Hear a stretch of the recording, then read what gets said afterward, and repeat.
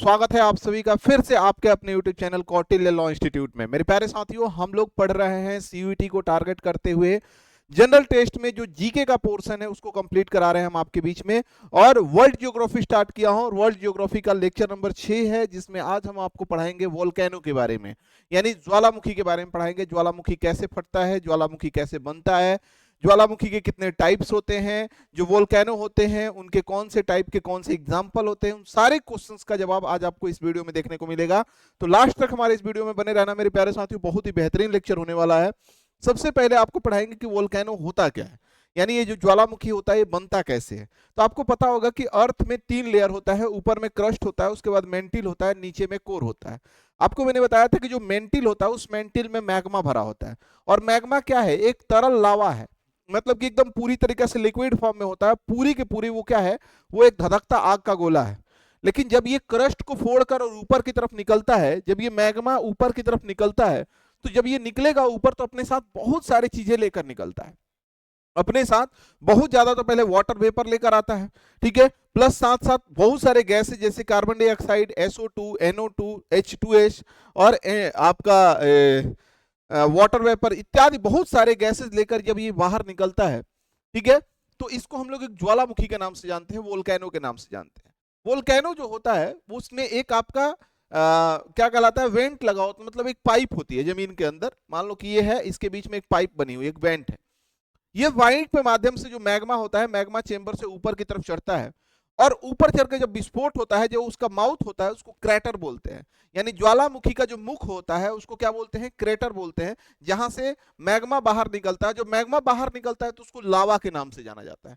जब तक वो जमीन के अंदर था तब तक वो मैग्मा था, जब वो बाहर निकला तो वो क्या हो गया, लावा हो गया। अब ये लावा क्या होता है ना कि ये फैलने लगता है। अब इस लावा के फैलने से क्या होता है कि कई तरह के अलग अलग, जैसे अब ज्वालामुखी के जब हम टाइप की बात करें तो टाइप 2 तरह के होता है। एक तो इसके ओरिजिन के बेस पर, उत्पत्ति के आधार पर, ठीक है, एक तो उत्पत्ति के आधार पर, और एक उसके स्ट्रक्चर के बेस पर, संरचना के आधार पर, रचना के आधार पर। किसी की ऊंचाई ज्यादा हो जाती है, किसी की ऊंचाई कम हो जाती है, कोई फैला हो जाता है। तो अलग अलग संरचना के हिसाब से अलग अलग वोल्केनो होता है। और एक उनकी होती है एक्टिविटी के बेस पर, एक्टिविटी के बेस पर अलग अलग ज्वालामुखी होते हैं।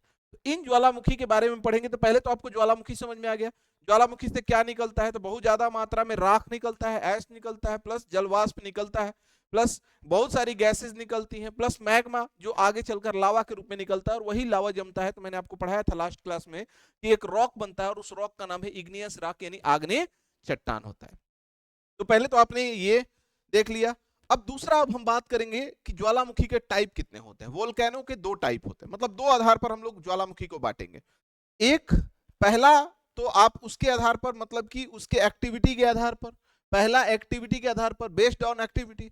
और दूसरा शेप के आधार पर, यानी स्ट्रक्चर के आधार पर, कि किसकी ऊंचाई ज्यादा है, किसकी ऊंचाई कम है, कौन छोटा है, कौन बड़ा है। एक तो स्ट्रक्चर के आधार पर, और एक होती है क्रिया के आधार पर। तो 3 तरह के ज्वालामुखी होते हैं एक्टिविटी के बेस पर। पहला, एक एक्टिव होता है, दूसरा डोरमेंट होता है, और तीसरा आपका एक्सटिंक्ट होता है। मतलब कि एक होता है सक्रिय, एक्टिव, मतलब एक्टिव का मतलब क्या, मैं जगा हूं, अभी मैं जगा हूं, यानी मैं एक्टिव हूं, मैं अभी एक्टिव हूं, मेरे हाथ पैर आंख सब नाक कान सही चल रहा है, मैं सब कुछ देख रहा हूं, एक्टिव हूं। और एक होता है कि मैं सो गया, ठीक है, तो सोया हूं, उस समय मुझे नहीं पता कि मेरे सामने क्या चल रहा है, नहीं चल रहा है, लेकिन हाँ ये संभावना जरूर है कि मैं उठ जाऊंगा, ठीक है। तो 2 कंडीशंस, एक मैं हमेशा जगा हूं, और दूसरा में मैं सोया हूं, और तीसरा कंडीशन कि मैं मर गया। तीसरा कंडीशन का मतलब मैं क्या हो गया, मर गया। तो मर गया तो मुझे अब उठने की संभावनाएं नहीं है, मर गया तो अब मैं कभी नहीं उठ सकता। तो 3 कंडीशन ज्वालामुखी का भी होता है। एक तो आपका एक्टिव ज्वालामुखी जो अभी रिसेंटली फटा हो या फट रहा हो, ठीक है। दूसरा, एक डोरमेंट हो, डोरमेंट का मतलब कि वो फटा है और उसके फटने की संभावनाएं हैं, जैसे यहां पर लिखा है डोरमेंट में, जो लंबे समय तक शांत हो लेकिन भविष्य में फट सकता है। Volcano that are the inactive for a long period but may, ठीक है, इरप्ट अगेन, दोबारा इरप्ट हो सकता है, दोबारा फट सकता है, तो उसको हम लोग क्या बोलते हैं, डोरमेंट बोलते हैं। और ये volcano that of the erupting now, यानी तुरंत फटा हो, और have erupted in the recent time, या रिसेंटली कुछ ही समय पहले वो इरप्टेड हुआ था, या ब्लास्ट हुआ था, या फटा हुआ था। तो जो रिसेंटली हो रहा है या जो फट रहा है वो आपका एक्टिव हो गया, यानी सक्रिय ज्वालामुखी हो गया। लेकिन दूसरा, अगर हम डोरमेंट की बात करें, तो जो फटा है और उसके फटने की संभावनाएं हैं, भविष्य में वो फट सकता है, तो उसको डोरमेंट बोलते हैं। जैसे मैंने अभी बताया, मैं जगा हूं तो एक्टिव हूं, मैं सो गया तो मैं डोरमेंट हूं, मैं मर गया तो मैं एक्सटिंक्ट हो गया। एक्सटिंक्ट का मतलब मृत, यानी जो एक बार फटा और दोबारा अब कभी नहीं फटने वाला है, उसको एक्सटिंक्ट वोल्केनो के नाम से जानते हैं। यानी जो लाखों वर्षों से नहीं फट रहा है और भविष्य में उसके फटने की कोई संभावना नहीं है, तो उसको एक्सटिंक्ट बोलते हैं। यानी हम लोग क्या कह सकते हैं, मृत ज्वालामुखी। तो बेस्ड ऑन क्रिया के आधार पर, यानी आप क्या कह सकते हो, एक्टिविटी के बेस पर तीन तरह के ज्वालामुखी होते हैं।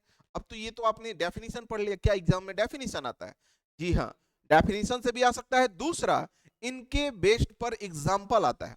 जैसे मैं आपसे पूछ दूं कि माउंट किलिमंजारो किस तरह का वोल्केनो है, एक्टिव है, डोरमेंट है, या आपका क्या कहलाता है, एक्सटिंक्ट है। मैं आपसे पूछ दूं कि ओजस डेल सलाडो किस तरह का वोल्केनो है, मैं आपसे पूछ दूं कि माउंट पोपो किसका वोल्केनो है। तो ये जो आपसे वोल्केनो के टाइप पूछे जाते हैं ना, कई बार एग्जाम्स में ऐसे पूछ लिए जाते हैं कि इनमें से कौन सा एक्टिव वोल्केनो है, कौन सा आपका डोरमेंट वोल्केनो है, कौन सा आपका एक्सटिंक्ट है। मतलब एक्टिव मतलब सक्रिय, ससुप्त, और ये आपका क्या हो गया, आपका मृत ज्वालामुखी। कभी कभी ऐसे भी क्वेश्चंस आते हैं। मैं आपको सारे डाउट क्लियर करूंगा। अभी अगले स्लाइड में मैं सारे का एग्जांपल दिखाऊंगा, फिगर दिखाऊंगा, ताकि समझ में आ जाए, कभी भूले ना। देखो, याद नहीं करना है, इसको रटना नहीं है, एकदम बिल्कुल समझ के रखना है। जिस चीज को समझ लिए ना, आपके लिए बहुत आसान हो जाता है जीएस सिर्फ समझने से। दूसरा, अगर हम बेस्ड ऑन स्ट्रक्चर की बात करें, संरचना के आधार पर, तो एक होता है का सिल्ड वोल्केनो होता है, एक आपका कॉम्पोजिट वोल्केनो होता है, एक आपका सिलेंडर कोन होता है, और एक आपका कॉल्डेरा होता है। चार तरह का वोल्केनो हो गया। एक आपका सिल्ड वोल्केनो, सिल्ड वोल्केनो का मतलब broad board and the shield like. Shield का मतलब आप लोग देखे होंगे ना, ये गुंबद नुमा होता है। सिल्ड को हिंदी में हम लोग गुंबद, जैसे आप लोग मंदिर वगैरह को देखते होंगे, मस्जिद ऐसे गुंबद के रूप में बना होता है। तो जो सिल्ड नुमा बना होता है, नाम से ही आ रहा है, सिल्ड वोल्केनो के नाम से जाना जाता है। फ्लूइड लावा, इसमें लावा क्या होता रहता है, बहता रहता है। एंड जेंटल इरप्शन, यानी बहुत तेज विस्फोट नहीं होता है, नॉर्मल छोटा छोटा विस्फोट इसमें होता रहता है। तो पहला आपने देखा कौन सा, कि सिल्ड वोल्केनो। सिल्ड वोल्केनो में जो विस्फोट होता है, जो इरप्शन होता है, वो जेंटल होता है, यानी बहुत तेज नहीं होता है। दूसरी बात, उसमें लावा क्या होते रहते हैं, फ्लो होते रहते हैं, फ्लूइड होते रहते हैं। एंड तीसरी बात कि broad and the shield like, वो किसकी तरह दिखता है, सिल्ड की तरह दिखता है। अच्छा, कंपोजिट या ऐसे कह सकते हो संयुक्त या मिश्रित ज्वालामुखी क्या होता है, स्ट्रेटोवोल्केनो या कंपोजिट वोल्केनो। इसमें लिखा है alternating layers of lava and S, यानी इसमें एक बार लावा निकलता है, दूसरी बार क्या निकलता है, राख, फिर लावा, फिर राख, फिर लावा, फिर राख। यानी इसमें लावा और राख की परतें पाई जाती हैं। किसमें, तो आपको कंपोजिट में, इसीलिए नाम ही है इसका कंपोजिट, जिसमें लावा प्लस क्या देखने को मिलता है, राख देखने को मिला है। मोस्ट एक्सप्लोसिव टाइप, सबसे अधिक विस्फोटक होता है ये, बहुत ज्यादा एक्सप्लोसिव होता है। और इसमें स्टीप कोन होता है, मतलब कि ऊंचा शंकु की तरह बना होता है। मतलब इसकी जो साइज होती है ना, एकदम शंकु की तरह, ठीक है, कोन की तरह ऐसे होता है ऊंचा। और इसमें परत परत लेयर होते हैं, किसकी, एस की भी होती है, और किसकी होती है, लावा की भी परत होती है। ठीक है, और ये एक्सप्लोसिव होता है, मोस्ट एक्सप्लोसिव होता है, बहुत ज्यादा विस्फोटक के रूप में होता है। तो कंपोजिट में दो चीज देखने को मिला, क्या क्या, लावा देखने को मिला, प्लस क्या देखने को मिला आपको, तो लावा के साथ साथ आपको एस भी देखने को मिला। और इसकी शेप कैसा होता है, तो ये कोन के रूप में होता है, और कोन लंबा कोन होता है, यानी स्टीप कोन देखने को मिलता है। अच्छा, अगर हम बात करें सिंडर कोन वोल्केनो का, सिंडर कोन जो वोल्केनो है, ये आपका स्मॉल वोल्केनो होता है। ये बहुत बड़ा वोल्केनो नहीं होता है, छोटा सा वोल्केनो होता है। इसमें एस प्लस फ्रेगमेंट का मतलब क्या होता है, कि ज्वालामुखी के छोटे छोटे टुकड़ों से बना होता है। जैसे इसमें आपने देखा, क्या दिखा था, इसमें एस प्लस लावा से बना होता था, और ये किससे बना होता है, एस प्लस फ्रेगमेंट। फ्रेगमेंट का मतलब ज्वालामुखी के छोटे छोटे टुकड़ों से मिलकर बना होता है, जिसको सिंडर कोन वोल्केनो बोलते हैं। इसकी हाइट ज्यादा नहीं होता है, स्मॉल वोल्केनो के नाम से जाना जाता है। अगला हम बात करेंगे कॉल्डेरा। कॉल्डेरा आपको अभी मैंने बताया कि जैसे मान लो कोई ज्वालामुखी है और उसका जो माउथ है उसको क्रेटर बोलते हैं, और अगर वो एक्सटिंक्ट हो गया, मर गया, तो उसका जो मुंह होता है वो बहुत बड़ा होता है, और उसमें वो बहुत बड़ा, मतलब एक बहुत बड़ा गड्ढा की तरह दिखता है कॉल्डेरा। यानी लार्ज डिप्रेशन होता है, एक विशाल गड्ढा की तरह दिखता है वो।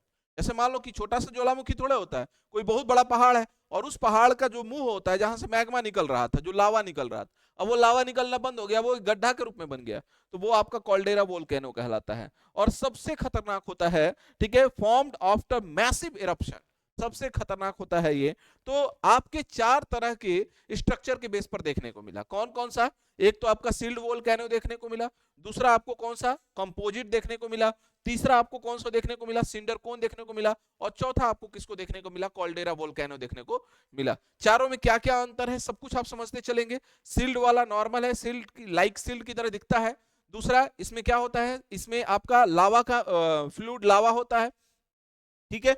अगर हम बात करेंगे कंपोजिट में, तो इसमें क्या होता है, एस प्लस लावा का लेयर बना होता है, प्लस इसकी हाइट क्या होती है? शंकु की तरह होती है, यानी कोन की तरह होती है, ऊंचा होता है, और ये डेंजरस होता है, मतलब मोस्ट एक्सप्लोसिव होता है। अगर हम बात करेंगे सिंडर कोन का, तो सिंगर कोन की जो साइड होती है वो छोटी होती है, प्लस इसमें एस प्लस फ्रेगमेंट होते हैं। और अगर हम बात करेंगे कॉल्डेरा वोल्केनो का, तो कॉल्डेरा वोल्केनो एक विशाल गड्ढा के समान होता है, लार्ज डिप्रेशन होता है, विशाल गड्ढा होता है, फॉर्म्ड आफ्टर मैसिव इरप्शन, यानी सबसे खतरनाक होता है ये भी। यानी इसमें इसका जो निर्माण होता है वो आपका मैसिव विशाल मात्रा में विस्फोट से बनता है। कोई बहुत बड़ा विस्फोट होता है तब जाकर इसका निर्माण होता है। तो ये आपने देखा 4 स्ट्रक्चर के बेस पर, और वो 3 किसके बेस पर? तो एक्टिविटी के बेस पर। अब एक बार रिकॉल कर सकते हैं 3 एक्टिविटी कौन कौन सा है? एक्टिव है, डोरमेंट है, एक्सटिंक्ट है, यानी सक्रिय है, सुसुप्त है, और आपका मृत ज्वालामुखी। तीनों का मतलब भी समझ लिया। सक्रिय का मतलब जो हमेशा विस्फोट कर रहा है, ठीक है। सुसुप्त का मतलब वो होता है जो कई सालों से विस्फोट नहीं हुआ लेकिन विस्फोट होने की संभावनाएं हैं। और एक्सटिंक्ट का मतलब, मृत का मतलब वो है कि जो एक बार विस्फोट हो गया और अगले विस्फोट होने की कोई चांसेस नहीं है, यानी कोई नहीं एक्सपेक्ट कर सकते हैं कि अब ये कब इरप्ट होगा अगेन दोबारा। तो उसको हम लोग कौन सा? एक्सटिंक्ट ज्वालामुखी यानी मृत ज्वालामुखी कहते हैं। और आप आगे ये देख लिया सील्ड क्या होता है, कंपोजिट क्या होता है, सिंडर कोन क्या होता है, और कॉल्डेरा क्या होता है। तो इस तरीका से आज आपने देखा। अब हम आगे इनके एग्जाम्पल्स पर, जो हमारे पेपर में अक्सर पूछ लिए जाते हैं। एग्जाम्पल्स हमारे पेपर में अक्सर पूछ लिए जाते हैं, जिससे मैंने अभी आपको एक्टिव बताया। एक्टिव का मतलब जिसमें से हमेशा मैग्मा निकल रहा है, मतलब कि लावा निकल रहा है, मतलब हमेशा विस्फोट। इन 3 फिगर्स को देखो, 1 2 3 फिगर आपके सामने है।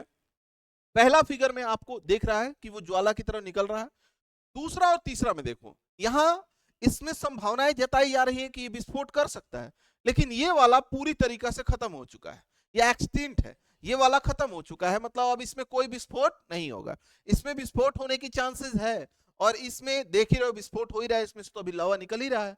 तो 3 तरह के हो गए, तीनों के एग्जाम्पल देखने। अब एग्जाम्पल देखो, जो हमेशा लावा निकलता रहता है, मतलब कि एक्टिव होते हैं, उसके कुछ एग्जाम्पल, जैसे माउंट किलायू। माउंट किलायू जो है वो हवाई आइलैंड में पाया जाता है, हवाई द्वीप, ठीक है। हवाई द्वीप में आपको माउंट किलायू देखने को मिलता है। तो कई बार ना आपको सीधा सीधा ये पूछ देता है कि वो एक्टिव है या डोरमेंट है या एक्सटिंक्ट है। कई बार ये पूछ देता है कि ये ज्वालामुखी किस देश में है, कहां पर है। तो अब याद करने के लिए एक सीक्वेंस यहां याद कर लो। किलायू कहां का है? हवाई का है। एटना और स्ट्रोम्बोली, एटना और स्ट्रोम्बोली को एक साथ याद करना है। एटना स्ट्रोम्बोली कहां की है? इटली की है। एटना इटली, स्ट्रोम्बोली इटली, और दोनों के दोनों कैसे हैं? एक्टिव है। स्ट्रोम्बोली को हम लोग मेडिटेरियन सी का लाइट हाउस बोलते हैं, प्रकाश स्तंभ बोलते हैं, ठीक है। एक पिलर तरीके से मान के चलो कि इटली में है, लेकिन मेडिटेरियन सी में, पूरे भूमध्य सागर में लाइट के रूप में काम करता है कौन? स्ट्रोम्बोली। तो एटना हो गया, स्ट्रोम्बोली हो गया, और आपका माउंट किलायू हो गया। 3-3 का पेयर बना लो, किलायू हो गया, एटना हो गया, स्ट्रोम्बोली हो गया। अब हम बात करेंगे अगला, मेरापी। उसके बाद है आपका पोपा केटे कैटापेटी, कैटापेटल, ठीक है। पोपा कैटापेटल है, उसके बाद मेरापी है। ये दोनों, एक इंडोनेशिया का है और एक आपका मैक्सिको का है। तो मेरापी कहां का हो गया? इंडोनेशिया का हो गया। और पोपे कैटापेटल का मैक्सिको का हो गया। और ये देख लो जरा, ये कैलियूस, कैलियूस का कैलियूस का क्या, स्पोका। ये जो है ना, थोड़ा सा नाम डिफिकल्ट आपको देखने को मिल रहा है, लेकिन अब ये डिफिकल्ट नाम ही आपको याद हो गया। स्पोका याद कर लो। स्पोका, स्पोका कहां का है? रसिया का है। और रसिया कहां? एशिया वाले हिस्सा में, यानी एशिया का सबसे बड़ा वोल्केनो इसको माना जाता है, ठीक है, स्पोका को। अगला हम बात करेंगे बैरन को। बैरन तो इंडिया में पड़ता है। इंडिया में 2 ही वोल्केनो, एक नारकोंडम और एक आपका बैरन। नारकोंडम नहीं है, यानी एक्सटिंक्ट हो चुका है, खत्म हो चुका है। और वैरन है, यानी एक्टिव है। तो वैरन है कहां? इंडिया। और इंडिया में कहां? अंडमान निकोबार में। और अगर हम बात करेंगे नायरा, नायरागोगा, नायरागोगा कहां का है? कांगो का है। नायरागोगा कहां का है? कांगो का है। तो देखो इसमें गोंगा आ गया है और ये कांगो आ गया है। तो नॉर्मल एक छोटा सा वर्ड याद कर लो, गोंगा कोंगा, यानी गोंगा कोंगा। बैरन तो आपको याद हो ही गया, इंडिया का हो गया, ठीक है। स्पोका कहाँ का है, रसिया का है, एशिया का सबसे बड़ा, ठीक है। पोपा कैटापिटल जो है मेक्सिको का है। मेरापी कहाँ का है, इंडोनेशिया का है। और ये नीचे ऊपर का 3 आपने देख लिया, किलायू देख लिया, स्ट्राम्बोली देख लिया और एटना देख लिया। इतना एग्जाम्पल बस याद कर लो, काफी हो जाएगा, एग्जाम में आपके लिए कोई दिक्कत नहीं होगा। अब देखो ये डोरमेंट में जापान में है कि माउंट फ्यूजियामा, माउंट फ्यूजी या फ्यूजियामा बोलते हैं, यह डोरमेंट है, फटा हुआ है लेकिन फटने की संभावना है, तो फ्यूजी फट सकता है।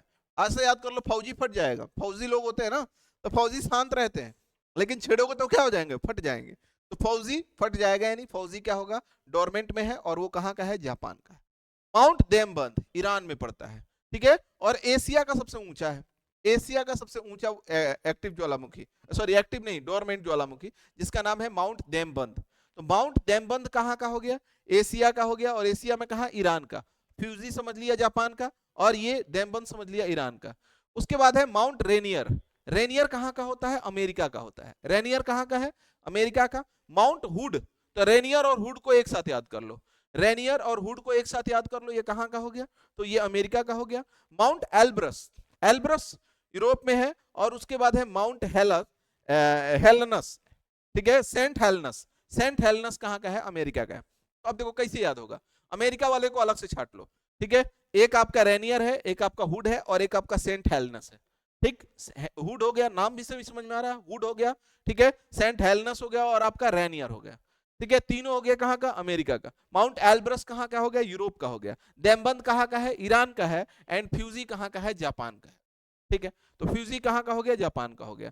तो 3-4 नाम आप आराम से याद कर सकते हो। फ्यूजी कहाँ का है, जापान का है। एल्ब्रस कहाँ का है, यूरोप का। माउंट हुड कहाँ का है, अमेरिका का। सेंट हेलनस कहाँ का है, अमेरिका का। माउंट रेनियर कहाँ का है, अमेरिका का। और देमबंद कहाँ का है, ईरान का। अगर ऐसे आप ना 2-3 बार देखो, रटना नहीं है, एक बार इस चित्र को देखो, एक बार इस मैप को देखो, और पूरा कंसंट्रेट होके एक बार 2 बार देख लो, चीजें बिल्कुल याद हो जाएंगी।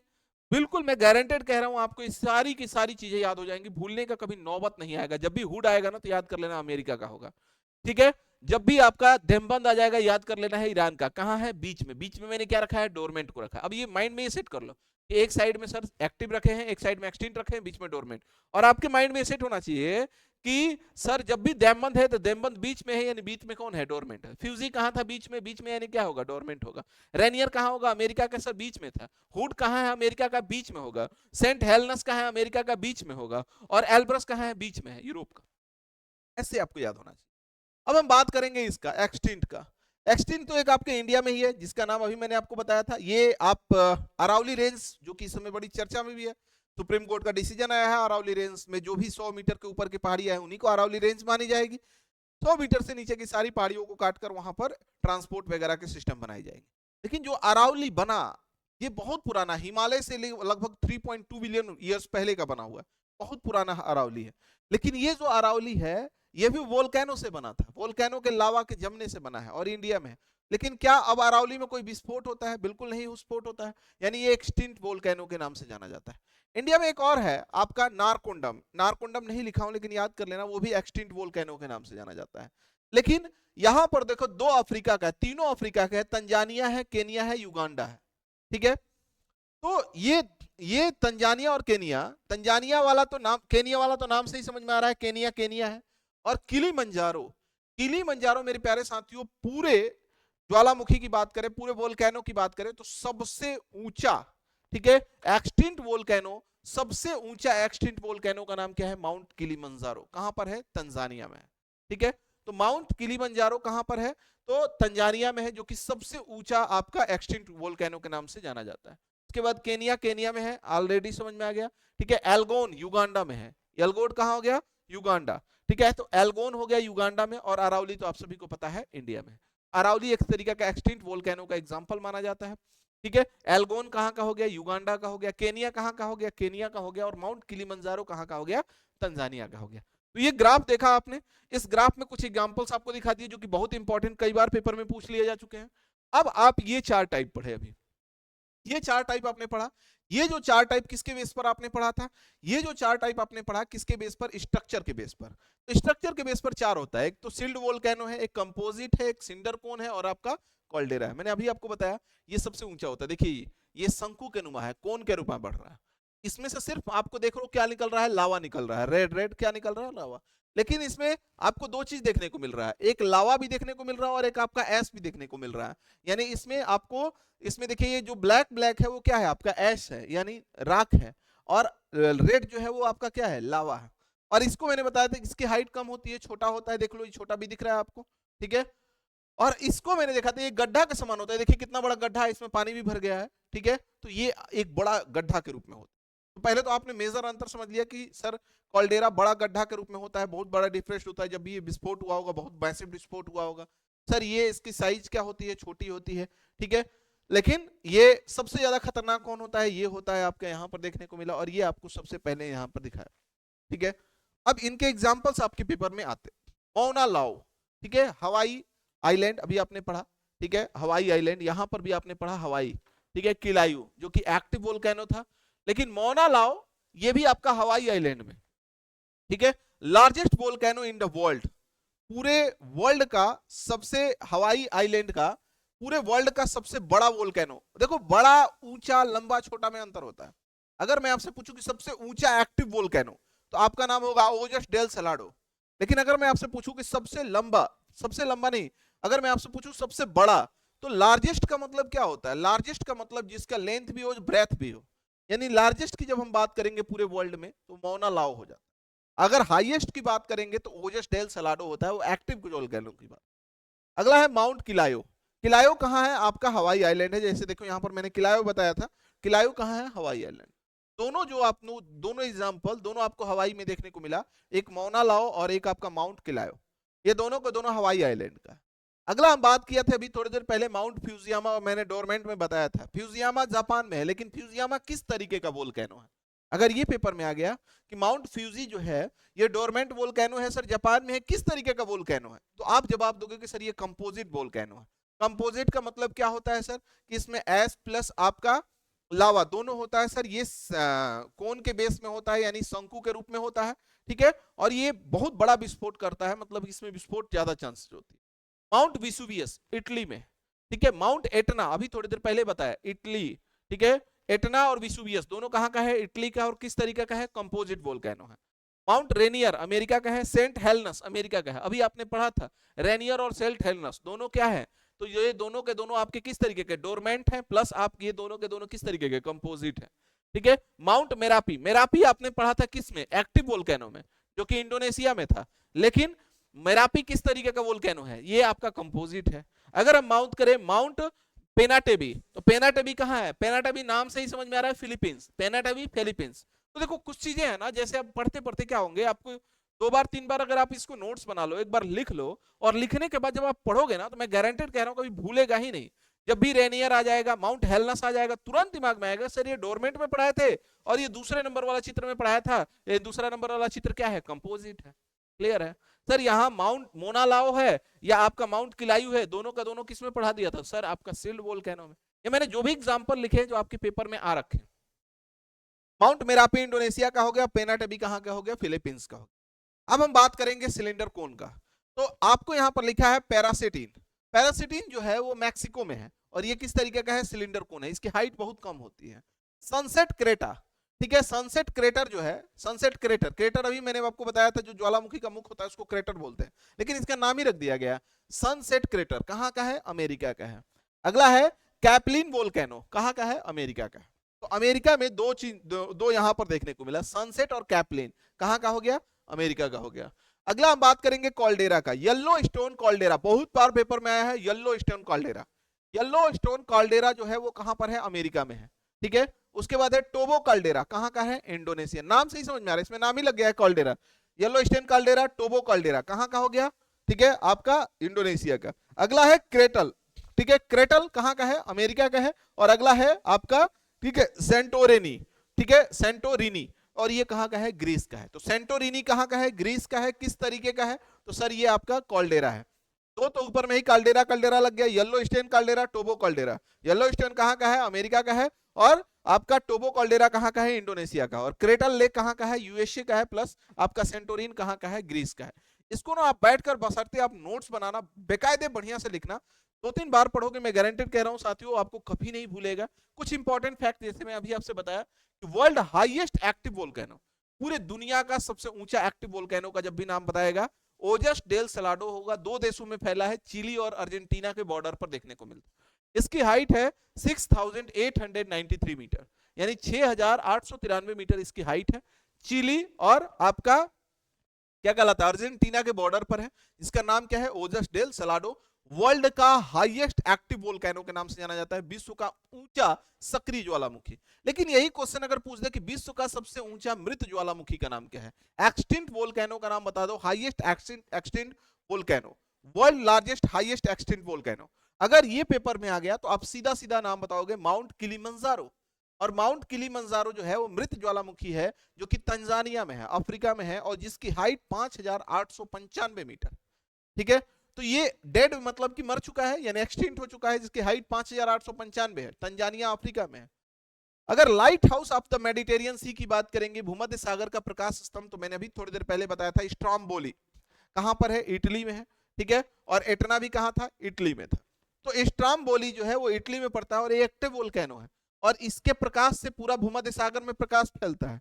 अगर highest peak form for the centre of the earth, यानी अगर हम लोग किसी वोल्केनो के हाईएस्ट हाइट नाप रहे हैं, हमने नाम बता दिया आपका ओजस डेल सलाडो का, लेकिन अगर हम अर्थ के सेंटर से मापेंगे, अगर हम पृथ्वी के केंद्र से मापेंगे, तो सबसे ऊंचा जो ज्वालामुखी होगा उसका नाम है चिम्बाराजो। क्या नाम है, चिम्बाराजो, और ये कहां पड़ता है, तो इक्वाडोर में पड़ता है, जिसकी हाइट है 6263 मीटर। 6263 मीटर चिम्बाराजो कहां पर है, तो इक्वाडोर में।